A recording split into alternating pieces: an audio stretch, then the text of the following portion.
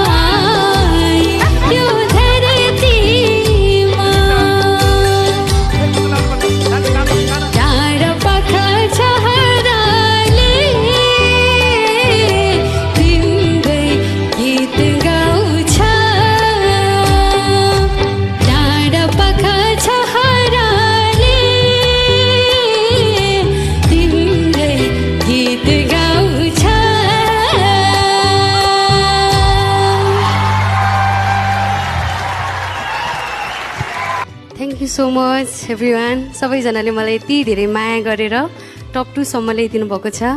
अब टप 2 देखि फाइनलसम्म हेर्न चाहनुहुन्छ भने सबैजनाले मलाई भोट गरिदिनु होला खल्ते एप मार्फत। Thank you.